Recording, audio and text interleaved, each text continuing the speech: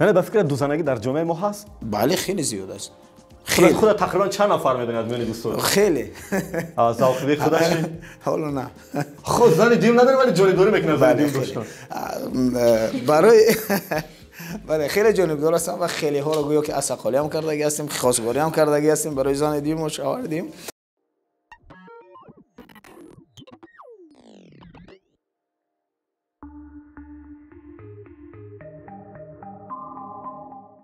тоҷикистон кишваре ки беш аз 90% мусалмон аст ва дини ислом бо риояи меъёру адолат иҷоза додад ки 4 зан дошта бошад як мард, вале кодекси ҷиноии кишвар манъ кардааст аз як зан боло доштанро ва дар миёни наслҳо низ назару андешаҳо барои зани дуюм доштан ва ё надоштан гуногун аст.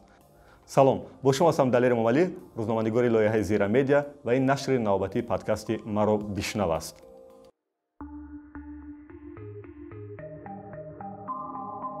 дар нашри навбатии подкасти Маро бишнав дар мавзӯи зани дуюм доштан ва ё не мо даъват кардем меҳмон, рӯзноманигор, фаъоли ҷомеаи шаҳрвандӣ, нафаре ки дар мавзӯъҳои диниву иҷтимоӣ ҳеҷ вақт бетарафиро ихтиёр накардааст, Завқибек Саидаминӣ.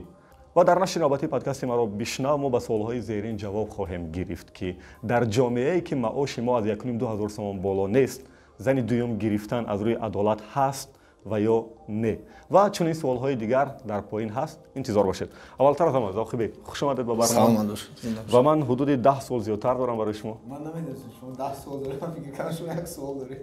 яъне ин мавзӯъ ба як суол метавонад ҷамъбаст шавад. не, ман фикр кардам ки шумо чанд нафар фақат сабт мекунед, як суол медин. не. ягон барои ман дирӯз пурсидам, хеле фикр кардам як интервюи кӯтоҳ ман. бале. хоб, суоли аввалинам амин аст ки шумо аз ду зан доштан ҷонибдорӣ мекунед. бале. чаро метавонед се далел биёред ки барои чи яъне як мард бояд ду зан дошта бошад? хуб,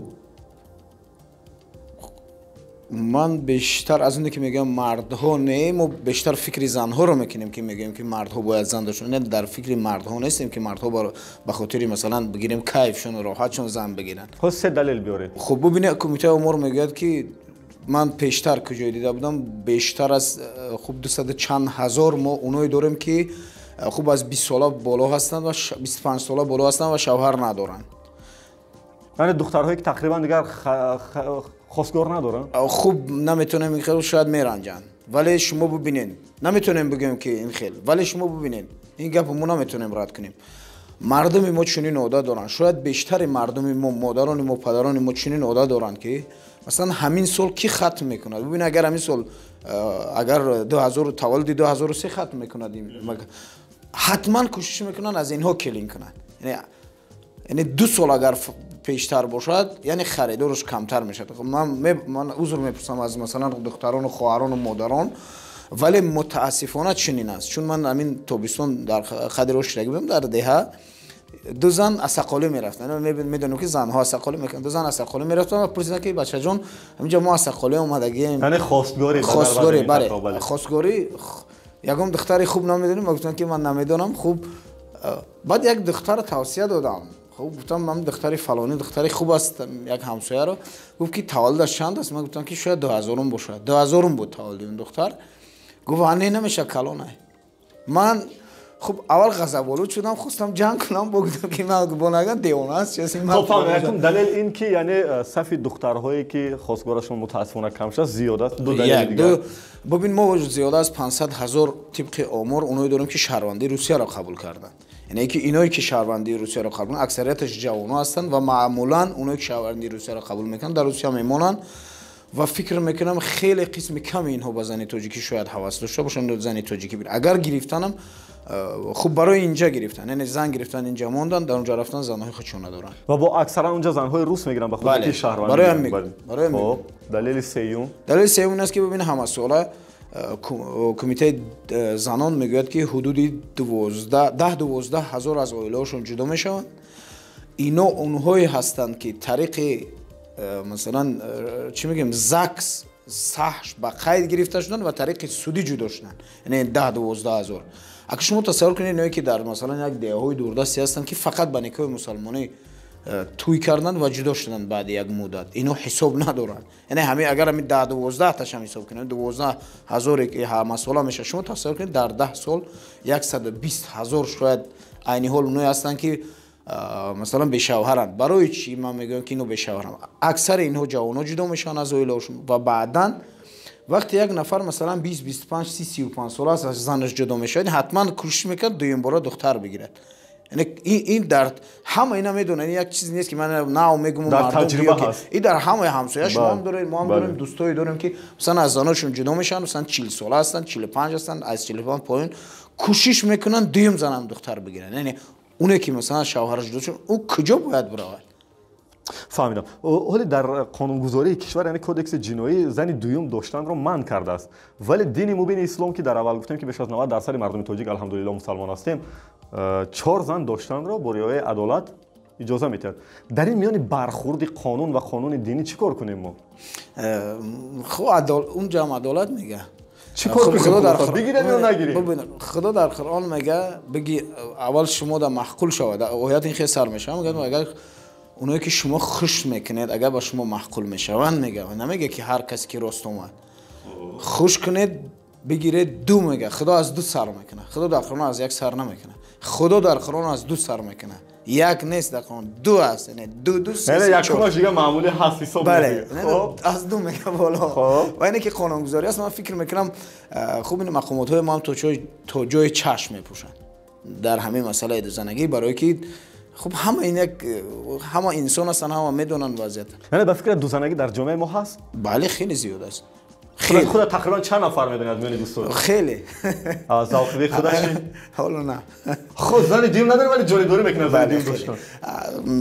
برای بله خیلی جانبدار هستم و خیلی ها رو گویا که اسقالی هم کردگی هستیم خواستگاری هم کردگی هستیم برای زن دیم و شوهر دیم و برای یک زن دیم یافتن خیلی فکر میکنم باید رو پیدا کرد. یافتی؟ یعنی ببین اول ما رو پدر مادرمون پیدا میکنن چون دیوم اکر میگم که بر اختیارش در خودمون است باید اونا پیدا کنیم. یافتی؟ بله. همسر چی میگه در این میان وقتی که همسر دیوم یافتی؟ خدا را شکر من یک همسر مسلمان دارم یک همسر انسان دارم. اون پیش از اینم یک نفر دیگر من با خوب خوشدار داشتم. خوشدار میگم چه یک نفر دیگر خوب همسر من رفتگی رو دیدگی است با اون صحبت کردگی است. یعنی خواستگاری کرد تقریبا. بله. بعد گفتیم که کدکس جنایی من میکنه در این مسئله چه خیلی برخورد میکنه چه خیلی حال میابین؟ من فکر میکنم که مقاماتی با توجه چشم میپوشن. خب با فکرت نه تا کجا ضرور است که ما همین را قانونی کنیم؟ ولی این دلیل هایی که در قسمت اول آوردی که شماری خیلی زیاد 100,000 و 500,000 این چیکار کنیم که این راه قانونی بگیرد؟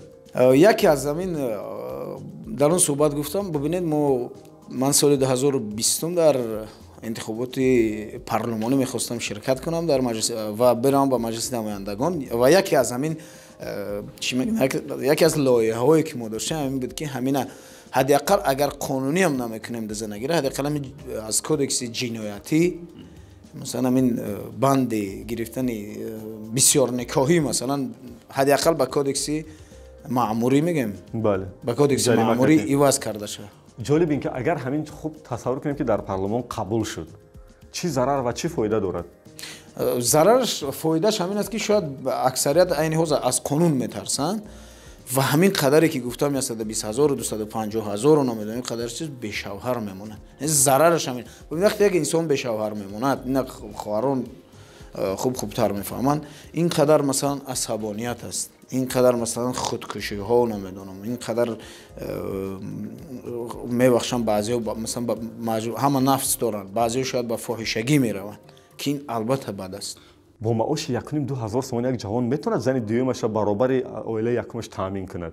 این نگفته است که مثلا خوب اگر یک زنی که قناعت میکند این یکم مثلا یک زنی است که قناعت میکنه دوم ببینیم و شاید یک دختری است که مثلا سن سالش الکی رفته است ولی از یک اویله مثلا دارا است هیچ مثلا در اسلام نگفت است که یک زنی بوی نگیر گفت است که مثلا شما خوش کنید مثلا گفت است که زن از ایمانش یعنی یگانه چیزی که اولین چیزی که باید یک زن خوش کرده باشه از ایمانی او باشه ایمان خوب اخلاق خوب داشته باشه برای که این دارایی و زیبایی اون از بین میروند ولی ایمان اون میمونه گفته ولی اینا معنی کرده است که مثلا یک نفر در این حالت گوش کردن میشه مثلا به گپی زن اگر یک زنی مثلا یک دختر باشه یک زنی بوی از اون شرط میمونه که مثلا خود در یک هفته یک بار پیش من بیا به خاطری که باید شوهر داشته باشد در همینجا هم عدلش رعایت میشه. خب به سوال بعدی میگذاریم. احساس میشد که اکثرا نسل بالاتر از 50 که دوران شوروی عمر به سر بردن اویله دوم داشتن و حالی نسل جوان کمتر توجه میکنند به اویله دوم. چرا این برخورد نسل‌ها به میان آمده است تقریبا؟ مثلا من از بین همسن سال‌ها خیلی کم جوان را یافتم که راضی شود از دوستانگی جانبداری کند. شاید پنهان میکنن. من فکر میکنم اکثریت پنهان میکنن برای که خب ببین چون جنایت است مردم ما بسیار احتیاطکار هستند. خب جریمه‌اش هم هنگفت است و هم با پشتی پنجره زندان رفتنش امکان دارد. من فکر میکنم خیلی ها دارن و پنهان میکنن با فکرم.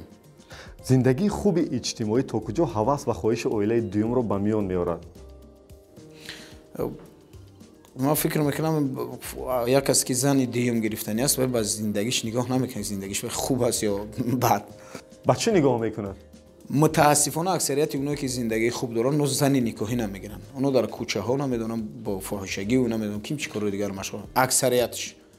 چند پیش زندگی مدینه غورامرگ خلاصه ناخوش اویله دوم بود که در شبکه‌های اجتماعی سر و صدا برآورد. در این بحث‌ها نظر شما چی بود؟ نظر من این بود که خوب در اینجا گناهکار است اون مرد است. اون مردی که زنی خودش کنترل کردن نمیتونه که زنش میره دست به قتل یک بیگناه دیگر میزنه اون باید از اول گفتی مردک باید جوش فکر میکرد باید توچکش فکر میکرد بعد این کارو میکرد. یعنی وقتی که یک زن نمیتونه همون زن اول خودش ببینین این از حد گذرانیدن است. یعنی اون میدونه اگر یک نفر اگر دلیل ایمالی میدونه که زنش فردا زن دیمی او را میره و میکشه باید زن نگیره. یعنی چون دلیل ایمالی زنش میشناسه میدونه که زن از دست زنش هم کار میوه یعنی باید او زن نگیره و در خون یک از دیگه زومی نشه. اینجا گناهکار خود هم مرد است که یعنی اگر زنش کنترل کردن نمیتونه زنی اول شه باید عمر یک زن دیگر قربان نمیکرد. پس به هم آوردن این دو زن راهش چگونه است؟ ما میخواهیم وقتی که زنهای ما در جامعه سنتی و شرقی به پایان میرسند رشکشون هم به حد است. چی کار کنیم که این دو زن به هم بیاید؟ پیش از همه باید این دو زن تو به حد دوست بدارن که به هر چیز دیگر مثلا دیگر این رشک این چیزا رو پشتی اون دوستداری بمونه. شاید هم دوستداری زیاد باعث رشک دو طرف میشد. نه او شرط ها داره شرط میگذاری که مثلا خب در نزد زنها شرط میگذاری. خب من باید نو بدونن که مثلا دو زن بدونن که چی تو رخش میاد یعنی چی کار یعنی وقتی که من میخوام که دو زنی من مثل دوگانه باشن در یک معرکه مثلا من معرکه های خانوادگیم برای اونا را وقتی با این شرط ها راضی میشن بعد زن میگیری. برای میگم که زن دیوم برای پیدا کردنش وقت در کار است و نمیشود که هر کسی که از همین سر راه برآمد زن دیوم شود. برای این باید آماده کرد بعد زن گرفت که پگان همین مثل همین دولت بگ بود نمیدونم پرویز دولت بله فرد مثل همین پرویز دولت مشکلی نیاد که این زن اون زن تبکش هم خود پشت پنجره زندان برای همین زن همون هم کودکا در کوچه مونن. برای چی بسیار حالاتو در کشور ما و در جامعه ما برای یک مرد زن دوم گرفتن زنها ناراضگی اولتر از همه بیان میکنن؟ رشک است خیلی زن است رشک دارد.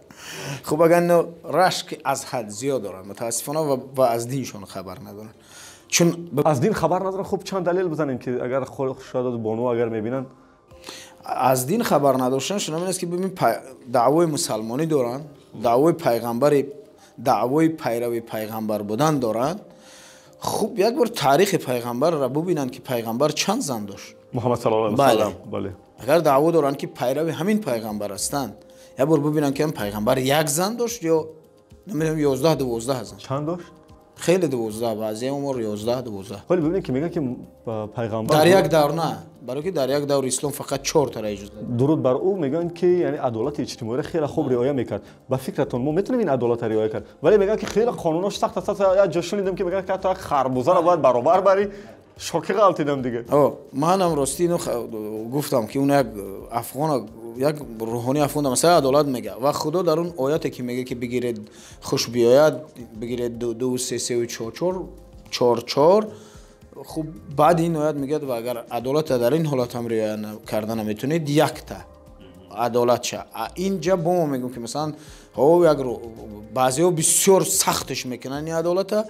میگه که حتی اگر شما 2 خربزه خریدین حق ندارین چه به خونه این زنتون چه به خونه این زنتون بریم، برای که شاید این خربزه فرق کند. باید این خربزه رو هر چه دنیم کنین، این نیم دید چه خونه برین چه خونه. اگر به این حد باشد این روحانیان تو این حد میارن میرسونه که همین. یک چیز دیگر بعد عدالت در ما میگیم این مثلا زن دوم اگر به همش شاید زن دوم شما در شرط میمونه. شما مثلا اگه نفر خوش میکنین ولی اون نفر شرطای خود چه داره. اون نفر میگه که در یک بار بیا من مثلا خودم خانه دارم، مثلا شاید کارگری کجایی هست ولی اون میخواد که مثلا شما در یک ماه 1 بار یا 2 بار خانه‌اش بیا، فقط به خاطر که مثلا اون زنم دست به اون کار حرام نزنه و میخواد یک شوهر داشته باشه. در این حالت هم همون عدالت رعایت میشه. یعنی شما امکان نداره که مثلا اون خوراک و پوشاک کنی ولی وقتی که خودش آماده است مثلا با شما یک مرد خوب خانه دار شوه، اینجا هم عدالت رعایت میشه. این پیام ها در وقتی عقد نیکای مسلمانی ذکر میشد با نه باید تامین خانواده و دوست زن خودش اینش هم میگم. ببین مثلا عدالت میگیم بعضی متاسفانه از جوانان ما دایج زن گرفتن موندن رفتن روسیه، شاید 3 سال 4 سال بعضیش نمیاد. متاسفانه ببین توی میکنن همگیش 5 ماه 6 ماه هم زندگی نمیکنن میروان روسیه و در روسیه نمیدونن شاید زن دارن ندارن نمیدونم ولی میروان خوب 5 6 سال نمیاد. این زن در اینجا نفس دارد ولی فکری اینا کسی نمیکند و هر وقتی هم میگویم که خوب از این نارجاگی کنیم اینا میگه ما از خرسندی ما نرفتیم. همینو که در روسیه هستن مهاجرا از گپ ما میرنجن در حالی که هم در نکاحشون ببین هیچ که اهمیت نمیده ولی در وقت نکاح میگه که اگر شما زن 6 ماه به نفقه موندین این در نظر دارد هم نفقه نفس اشکمش و هم اون زن با یک نفس دیگه هم داره. بله. این 6 ماه در تمام نکاح قریب گفتم میشه یعنی بعد 6 ماه حق داره اون زن از شما هر چیزی هم که طلب کنه در تو طلب این طلاقش هم کنه. خب با اونش کار ندارن که مثلا شاید قرضدار هستن دیگه امکانی اومدن یا در 1 2 سال ندارن ولی اونایی که هیچ مشکل ندارن از اینجا رفتن در یک زنی روسی دیگر دارن با اون نمیدونم عیش اشرت کردن میگردن ولی این زنی بیچارهشون در اینجا موندن و دعوای مسلمانی دارن در حالی که در نکاحشون میگه که اگر 6 ماه به نفقه مونده شد یعنی اون نفقه نفسی شهوانیش هم در نظر دارد. یک در دور حضرت عمر وقتی حضرت عمر خوب بگیم راهبر بود میگه از نزد خانه میگذشت که زنی خوب با صدا میگفت که اگر من از خدا نمیترسیدم دست به زنا میزدم. یعنی خیلی شوهرش مثلا پزمان شده بود. بعد حضرت عمر اومد از دخترش پرسید که یک زن چقدر طاقت کرده میتونه به شوهر؟ گفت 4 ماه. یعنی از کدام وقت از حد میگذراننده؟ گفت که 4 ماه. حضرت عمر سپارش داد 4 ماه بعد از جنگ بگردن مردا بیاین. یعنی مردا در جنگ بودن سپارش داد که از 4 ماه بیشتر نبستن برای که زناشون دیگه دست به زنا نزنند. شما تصور کنید که مهاجرت این روز از جنگ بدتر است یا مهاجرت؟ جنگ وقتی که در دینمون راهبرای دینمون میگن که از جنگ بگرده بیاد پس از مهاجرت باید بیاد این برادر. یعنی با میگم که اونایی که قرضداری سخت هستن نمیدونم در اینجا هیچ مشکلی دیگر ندارن اونایی که مشکلی ندارن میرن چند سال میستن اونو باید درست بفهمن اونو باید دینشون درست بفهمن که دینشون چی میگه. فهمم. در عائله شما یک برخورد به میان آمد است میان مادر پدر اومد نسل کلانسال پدر عروس مادر عروس برای گرفتن عائله دوم یا نگرفتن هم خیلی بحثا به میان میاد یا سر دسترخوان؟ خب مادر من چون پدر من زیاد میگفت زن دیو میگیرم شوخی میکرد یا جدی؟ خوب نمیدونم خوب بحث نه مصلحت ها توجیه شد که مادر من راضی بودن. فقط مادرم میگفتن که خب اگر خانه الهیده داشته نه بالای ما اگر در یک خانه‌ای که ما در دیه زندگی میکنه اگر اینجا نمیارد هر جای دیگر هم که باشد راضی بود و حتی خود مادرم عصاخولی کرده بود. واو. چند نفرم خوب عصاخولی میکرد و حتی وقتی که مثلا خانه من دوشنبه اومد و گفت که میخواد زن بگیرد، یک دختری کلانسال میخواستم با پدرم که خیلی مثلا 3 سالش رفتگی باشد بیان به پدر من بدهند. و اینجا هم همسایه ها میگفتم و همسایه ها در کافت و کا بودن. خب تا اینکه که پدر من بیمار شد خدا رحمتش کنه به اون روز نرسید، ولی وقتی که مثلا همسر من با مادرم برای پدرم وقتی که خشتوان من فهمید که مثلا همسر من با مادر من برای پدر من عروس میکنن، خب تلفنش میکند بسیار سرزنش سختش میکند که چیکار کردی شده افتاد. خب نمیفهمم چیکار کردی. این جالب. خودت همچون فرزند خاندان رشک نمیکردی با پدرت و مادرت وقتی همسر دیگه میگفت؟ وقتی که مادر من رشک ندارد من چی رشک میکنم؟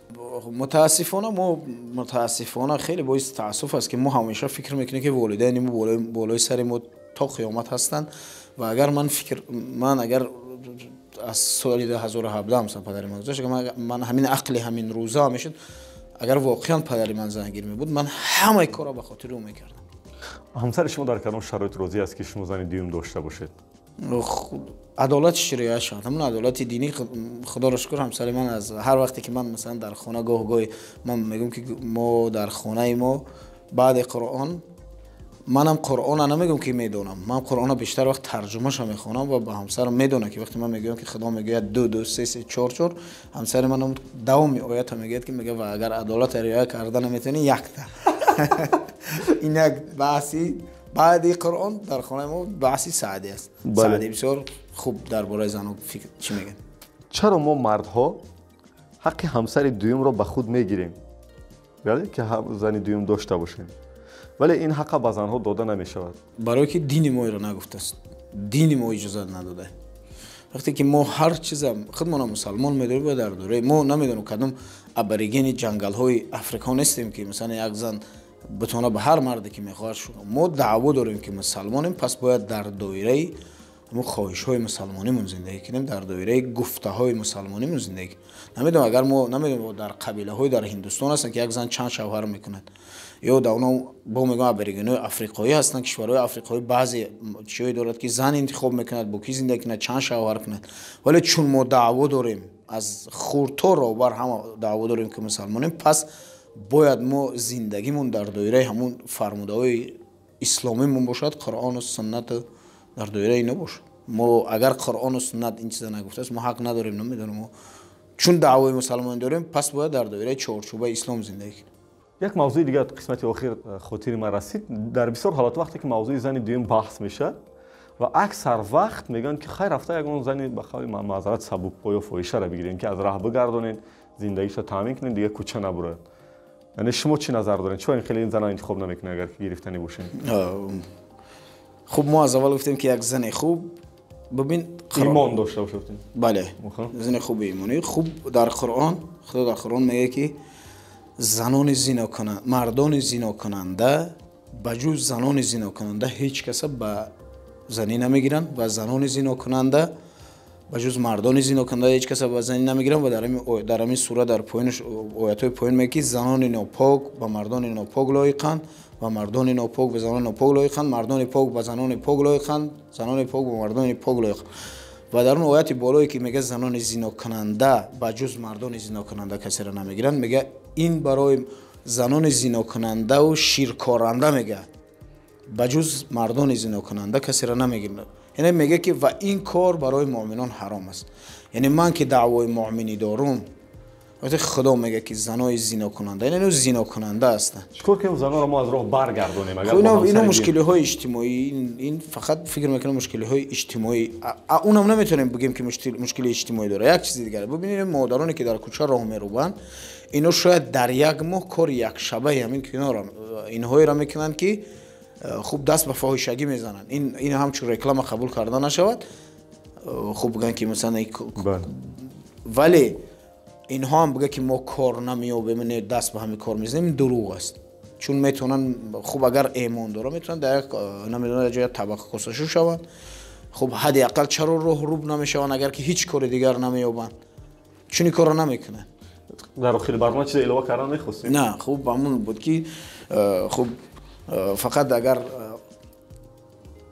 همگونه که گفتیم که ما نتونستیم، خب اگر خوب میشد فکر میکنم اگر این مشکلی هاش همه این مشکلی هایی که مثلا در بالا ذکر کردیم در اون اول که این 200 چند هزار 100 چند هزاری که مثلا در 10 سال به شوهر میمونند، این قدر مثلا خودکشی ها و کیمچی ها است، پس این مثلا اگر بعضی دست به فاحشگی میزنن، اگر پارلمان حداقل از خوب از کودکس جنایی همین بنده به کودکس معمولی می آورد که خوب و جریمه‌ش هم کمترک میکنه، حداقل جریمه‌ش کمترک میکنه. سپاس زاوقبی که دعوت ما را پذیرفتین و بینندگان عزیز، در نشر نوبتی پادکست مرا بشنو مهمان ما بودن روزنامه‌نگار فعال جامعه شهروندی، نفری که در صحیفه‌های یوتیوب در شبکه اجتماعی یوتیوب علاقه صحیفه‌های خودش فعال کرده است و نفری که در موضوعهای دینی و اجتماعی هیچ وقت بی‌طرفی را اختیار نمی‌کند. حضور داشتن زاوقبی سعید امینی. سلام علیکم. چیز دیگر با من خود گفتم بفهمیم. خب هر چیزی که ما در این صحبت گفتیم این همچون یک خب برادر به خاطر این مادران و همسران نمیدونم خواهران بود و خب هر کسی هم هر چی برادرانه قبول کرده شود و هر چیزی که خوب بود مثلا به این نوبت گرفته شود و کسی را اگر که رنجاندیم عذر. саломат бошед. Подкасти маро бишнав аз ҷониби журналистони Zira Media омода мешавад ва дар нашрҳои минбаъда низ мо оиди мушкилоти наслҳо хоҳем гуфту бо мутахассисони соҳати гуногун барои дарёфти роҳи ҳалли ин проблема суҳбат хоҳем кард. фаромӯш накунед ки ҳар ҳафта рӯзҳои панҷшанбе подкасти маро бишнавро аз платформаҳои Zira Media дар Facebook, Instagram, Telegram ва YouTube паҳн мешавад. пайдо кунед. ҳамсари дуюм мегиред ва ё намегиред, адолати иҷтимоиро дар оилаи дуюму сеюму чорум риоя карда метавонед ва ё наметавонед. Муҳимтар аз ҳама оилаи шумо дар замина дар пояи муҳаббат ва боварӣ сохта шавад. бо шумо будам Далер Эмомалӣ. Падруд то дурудҳои дигар.